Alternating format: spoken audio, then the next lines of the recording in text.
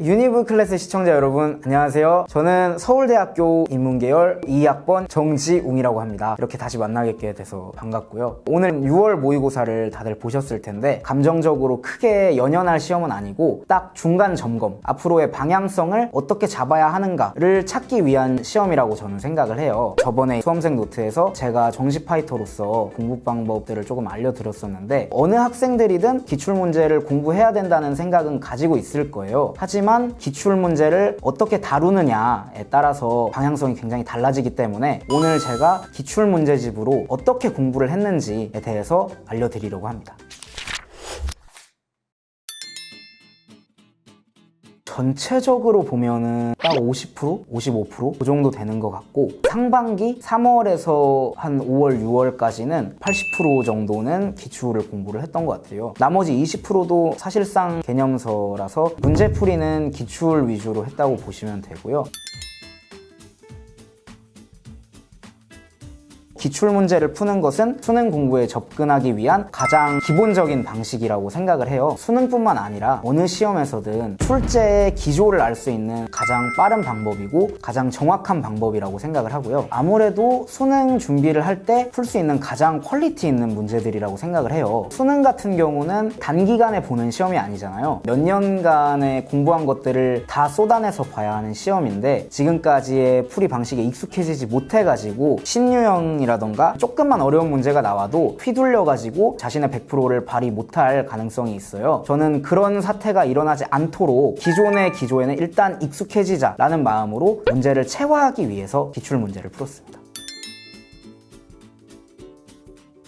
국어 기출은 반복해서 보는 게 가장 중요하다고 생각을 하고요. 제가 어떻게 국어 기출을 공부했냐를 말씀을 드리면 가장 학기 초에 3월, 4월쯤에 5개년에서 6개년 정도 문제들을 한번 싹 풀었어요. 그리고 나서 어차피 평가원이 글을 쓰는 방식이니까 이거를 완벽히 외워버리자라는 마음으로 두세 번을 더 읽으면서 문제풀이를 했습니다. 근데 사실 암기하듯이 공부를 해도 5개월에서 6개월 정도 지나면은 머릿속에 다 남기가 힘들어요. 그래서 이제 7월에 8월 정도 하반기로 넘어오는 타이밍에 다시 한번 문제를 아무것도 없는 상태로 한번 쭉 풉니다. 그러면 내가 분명히 풀었던 문제들임에도 불구하고 이거는 내가 처음 보는 문제 같다 하는 부분들이 분명히 나와요. 그러면 그런 부분들을 위주로 정리를 해가지고 한 번 더 1회독을 하고 9월, 10월 클라이막스로 가는 타이밍에 2번에서 3번 정도 암기하듯이 공부를 합니다. 총 7회독에서 8회독 정도는 공부를 했던 것 같아요.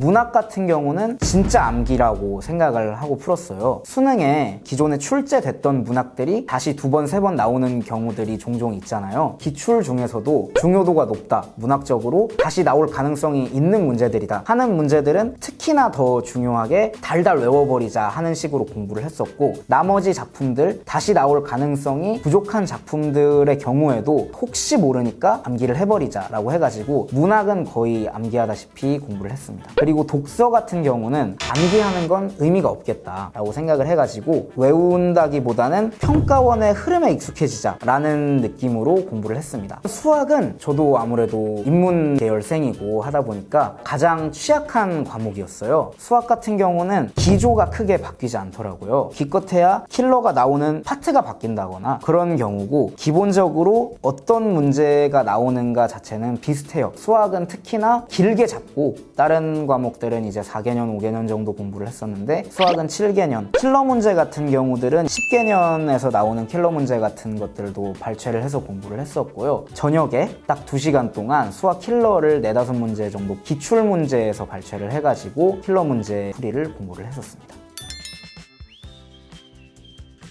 과목에 따라서 조금 달라지겠지만 일단 4등급, 5등급에서 2등급, 3등급을 올라가는 공부법은 사실 저는 암기만 해도 어느 정도는 올라갈 수 있다고 생각을 하거든요. 근데 이제 2등급에서 1등급을 가르는 차이가 뭐냐라고 하면은 수학, 국어 같은 경우에는 생각하는 능력을 기르는 거라고 저는 생각을 해요. 수학 같은 경우는 초반에 4등급, 5등급이 나왔었는데 그때는 이제 킬러 문제를 발췌를 해서 풀기보다는 기출 문제를 싹 다 공부를 공부를 해가지고 어떤 유형이 나오는가, 문제를 어떤 식으로 풀어야 되는가를 먼저 생각을 했고요. 그래서 초반에는 B킬러 문제들 그리고 중킬러 문제들 개념 위주로 공부를 했고 2등급, 3등급 나오기 시작할 때부터는 1등급으로 올라가려면은 킬러 문제를 맞춰야 되고 그러려면 좀 더 다양한 생각을 하고 그 생각들을 다른 기출문제에 적용시키려고 노력을 했었던 것 같아요. 2, 3등급에서 1등급을 오르려면 기출문제를 단순히 푸는 것에서 벗어나서 조금 더 스스로 생각을 많이 해야 한다.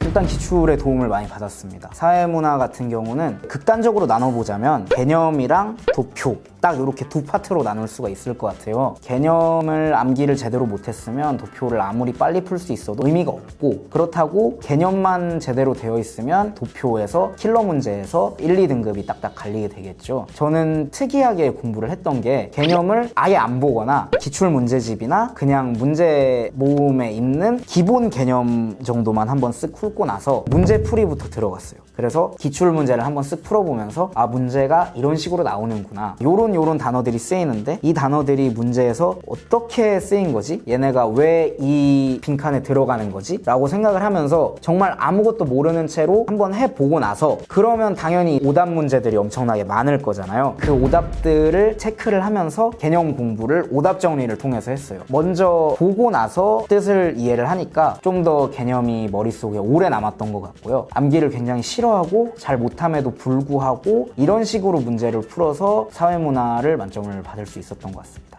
네, 오늘은 이 풀수록 기출문제집을 가지고 얘기를 해보려고 하는데요. 저도 작년에 사회문화 같은 경우에는 풀수록 수능 기출문제집을 가지고 공부를 했었는데요. 말씀드릴 만한 장점이 몇 가지 있어가지고 그것들을 얘기를 하면서 문제 푸는 걸 직접 보여드리도록 하겠습니다. 기출문제집 같은 경우에는 몇 개년이 수록되어 있는지가 굉장히 중요하거든요. 너무 적게 수록되어 있으면 문제 양이 너무 적어지고 그렇다고 너무 많이 수록되어 있으면 기조에 맞지 않는 옛날 문제들이 수록될 수가 있어서 이 풀수록 기출문제집 같은 경우에는 2016년 문제까지가 수록이 돼 있더라고요. 딱 적당하게 수록이 돼 있는 것 같아요. 기출문제집 같은 경우에는 해설이 또 굉장히 중요하다고 생각을 해요. 해설이 잘 안 돼 있는 문제집 같은 경우에는 해설을 보더라도 이해가 잘 안 돼가지고 선생님을 찾아간다거나 다른 친구들한테 물어봐야 된다거나 하는 경우가 생길 수가 있는데 이 해설을 보시면은 문제별로 정답률이 나와 있고요. 그리고 밑에 보시면 선지마다 풀이만 나와 있는 게 아니고 근거를 줘가지고 각 지문에서 어떤 포인트를 찝어야 되는가를 해설에서 얘기를 해주고 있습니다. 이런 포인트들이 이제 학생들이 바로바로 지문에서 같은 포인트를 체크를 하면서 풀이를 이해하기가 굉장히 좋은 것 같습니다.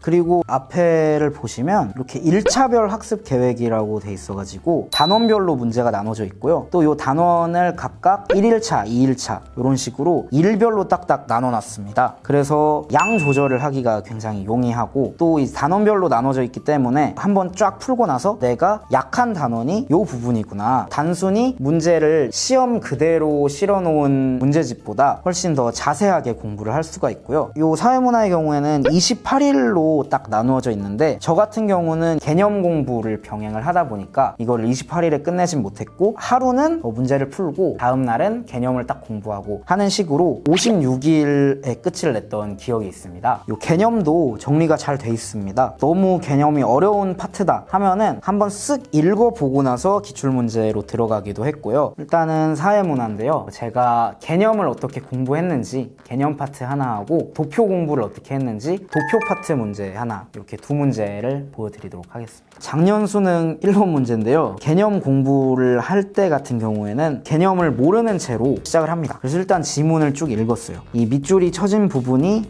중요한 포인트일 테니까 제대로 읽습니다. 선지를 보시면 특수성이 강하다, 보편성이 나타난다, 가치 함축적이다, 인과관계가 분명하다, 필연성의 원리, 개연성의 원리, 요런 단어들을 일단 제가 아는 지식을 가지고 요 예시들을 보면서 풀어봅니다. 그래서 1번을 체크했다고 할게요. 근데 답은 1번이 아니죠. 일단은 답은 3번. 그럼 일단 오답 체크를 합니다. 이제 제가 골랐던 문제 그리고 실제 정답인 문제를 한 번씩 다시 읽어봅니다. 뭔가 경고하는 일보다 특수성이 강한 일이라고 생각했는데 이게 아니라네? 그러면 왜 아닐까? 특수성이 내가 생각한 개념하고 다른 개념의 특수성일까? 라고 생각을 해보고 3번에 가치 함축적이다. 좀 더 가치가 있고 유의미한 일인가? 나는 D급과 같은 현상이 더 유의미하진 않다고 생각을 해가지고 이게 답이 아니라고 생각을 했는데 그러면 이게 뭔가 의미 있다라는 개념과는 조금 다른 개념인가 보다 라고 생각을 하고 나서 이제 답지를 봅니다.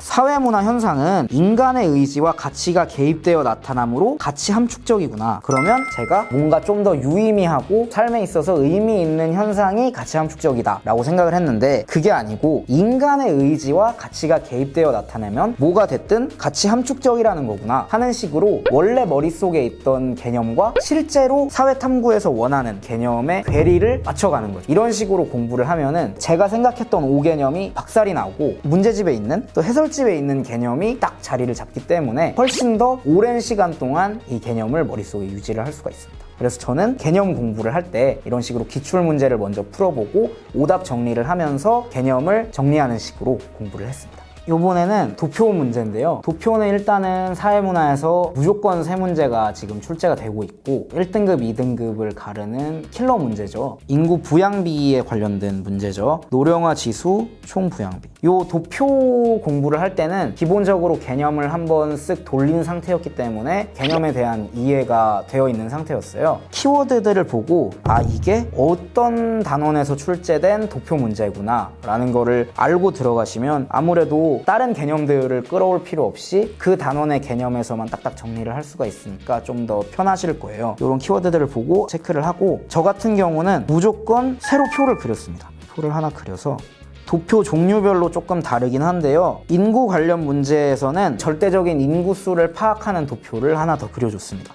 그래서 노인 인구, 부양 인구, 유소년 인구 이런 식으로 도표를 일단 그려놓은 다음에 문제풀이를 시작을 했어요. 도표 풀 때 이 별표는 꼭 보셔야 돼요. 이 문제에서는 별표가 다 당연한 얘기긴 한데 이 별표에서 문제 키포인트가 되는 단서들을 주는 경우도 있기 때문에 이 별표는 일단 꼭 읽어보고 가시는 게 좋고요. 그리고 나서 도표 해석을 들어갔습니다. 일단 도표를 쫙 완성을 시킵니다. 그리고 나서 선지를 보는 거는 어렵지 않아요. 그냥 도표를 가지고 보면 되기 때문에 이런 식으로 일단 도표를 새로 그려서 흩어져 있는 단서들을 하나로 모으는 거, 그게 가장 중요하다고 저는 생각을 했고 단서 놓치지 않고 정확하게 다 보는 거, 그리고 마지막으로 계산을 너무 정확하게 하지 말고 또 속도도 중요하고 또 계산이 불필요한 경우도 있기 때문에 최대한 빠르고 그러면서도 어느 정도는 정확성을 챙겨가는 식으로 재풀이 방식을 만들고 6월 모의평가, 9월 모의평가 그리고 수능에 적용할 수 있도록 공부를 하는 게